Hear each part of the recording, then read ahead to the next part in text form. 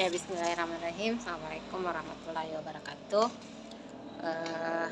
Anak-anakku, saya akan membagikan jawaban beserta dengan poin soal-soal penilaian akhir semester ganjil yang sudah kita lewati pada pekan yang lalu.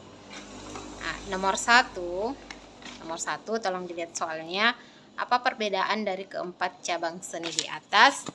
Ini sudah Ibu jelaskan, poinnya seni ada 4, masing-masing poinnya 5. Ya, masing-masing poinnya 5. Jadi kalau seni musik itu seni yang medianya bisa didengar, seni tari media yang dapat dilihat, seni rupa. Rata-rata di nomor 1 kalian menjawab dengan benar. Jadi Ibu beri apresiasi. Jadi masing-masing seni itu poinnya 5. Jadi kalau kalian menjawab keempat cabang seni, berarti kalian dapat poin 20. Kemudian bagian B, dari keempat cabang seni di atas, yang manakah yang menjadi objek pembelajaran kita pada semester ganjil ini? Nah, yang jadi objek pembelajaran kita pada semester ganjil ini adalah seni rupa. Kalau kalian jawab nomor 1 bagian B, kalian dapat poin 10. Nomor 2, berdasarkan ilustrasi di atas, jawablah pertanyaan berikut. Apakah fungsi lukisan Agus di ruangan guru tersebut? Fungsi lukisan Agus itu untuk memperindah ruang guru. Di teks ada konteks yang menjadi jawaban. Masa kalian tidak bisa jawab? Jadi kalau kalian jawab nomor 2 bagian A dapat poin 10. Bagian B, dari fungsi tersebut, apakah lukisan Agus termasuk karya seni rupa murni atau terapan? Jelaskan. Karena lukisan Agus fungsinya untuk memperindah ruang guru, berarti dia masuk ke kategori seni rupa murni. Karena dia hanya berfungsi untuk menambah nilai keindahan saja, bukan digunakan berdasarkan fungsinya. Jadi tanpa lukisan itu pun ruang guru masih tetap bisa digunakan. Jadi kalau kalian jawab nomor 2 bagian B, poinnya 10. Nomor 3, lukisan Agus di samping dibuat oleh salah seorang siswa yang bernama Hendra Wahyudi. Dilukis di atas kanvas yang berukuran 50x75 menggunakan cat minyak dan bertemakan kemarau panjang. Lukisan ini pernah didokumentasikan di majalah Sora Pendidikan pada tahun yang sama. Nah, bagian A, berdasarkan dimensinya, karya seni rupa di atas termasuk karya 2 dimensi. Perhatikanlah lukisan tersebut dan tuliskan 2 ciri-ciri yang menandakan lukisan tersebut adalah karya 2 dimensi. Ciri-cirinya, yang pertama, dia hanya memiliki dimensi panjang dan lebar, tidak memiliki dimensi tebal atau tinggi. Yang kedua, dia hanya bisa dilihat dari satu arah. Beda dengan karya 3 dimensi, bisa dilihat dari arah mana saja. Kemudian yang ketiga, dia dilukis di atas bidang datar. Nah, kalau kalian jawab bagian A, nomor 3 bagian A, kalian dapat poin 20. Bagian B, buatlah apresiasi sederhana terhadap lukisan tersebut di atas. Ini sangat mudah, dan ini poinnya 50. Pertama, kalian tulis nama pelukis Hendra Wahyudi. Tahun lukisan 2020. Media lukisan kanvas. Ukuran lukisan 50x75.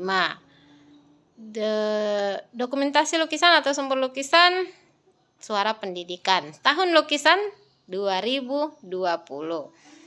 Nah, ini kalau kalian jawab dapat poin 50. Kemudian nomor 4, tuliskan 3 contoh karya seni rupa 3 dimensi yang ada di dalam rumahmu, yang ada di dalam rumah. 3 dimensi itu yang memiliki ukuran panjang, lebar, dan tinggi. Nah, karya 3 dimensi apa saja yang ada dalam rumah? Ya, yang memiliki banyak. Meja, kursi, lemari, banyak ya. Ini kalian bisa dapat poin, kalau kalian jawab 3, bisa dapat poin 15. Nomor 5, karya seni rupa dibangun oleh sejumlah unsur yang membentuk kesatuan sehingga karya seni bisa dinikmati secara utuh. Salah satu unsur seni rupa yang sangat mendasar adalah unsur garis. Apakah yang dimaksud dengan garis? Garis itu adalah sebuah goresan. Garis juga bisa diartikan yang menghubungkan 2 titik. Goresan yang menghubungkan 2 titik. ya. Jadi kalau titik A, titik B kemudian ditarik sebuah goresan, itu yang disebut dengan garis. Poinnya 10. Tuliskan 2 jenis garis yang paling sering digunakan. Yang paling sering digunakan adalah garis lurus dan garis melengkung. Ya, garis lurus dan garis melengkung. Ini dapat poin 10. Tuliskan 8 prinsip karya seni rupa. 8 prinsip karya seni banyak ya.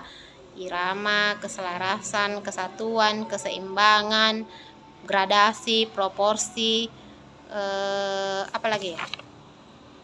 Penekanan atau pusat perhatian. Kalau kalian jawab dapat poin 40. 7.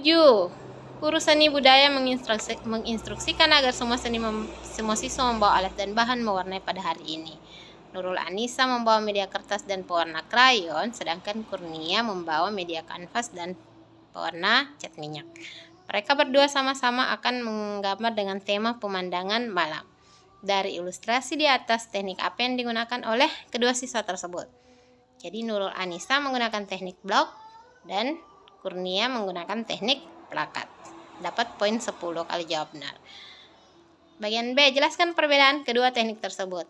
Ya, teknik blok menutupi objek dengan warna. Kalau teknik plakat menggambar menggunakan cat, ya. Apakah cat air, cat minyak, cat akrilik? Nah, itu. Kalau jawab poinnya 20.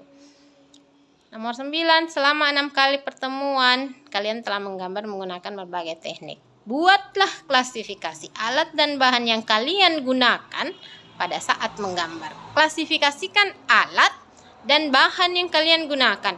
Alatnya apa, bahannya apa. Nah, kalau alat yang kalian gunakan pada saat menggambar atau melukis, contohnya pensil ya. Bahan yang kalian gunakan pada saat menggambar atau melukis itu cat air atau cat minyak. Nah, itu. Kalau menjawab bisa dapat poin 10. Jadi poinnya masing-masing 5. Oke, total poin 245. Silahkan dijumlah keseluruhan poin yang kalian dapatkan. Kalau misalnya ada kesalahan yang Ibu lakukan dalam hal penjumlahan, boleh langsung komplain ke saya. Saya siap menerima komplain. Yang penting jujur ya, jangan sudah dirubah baru dikomplain. Oke, terima kasih. KKM kita 80, jadi yang dapat nilai di atas 80 saya ucapkan selamat, congratulations, kalian bisa melewati penilaian akhir semester ganjil dengan baik. Wabillahi taufiq wal hidayah. Wassalamualaikum warahmatullahi wabarakatuh.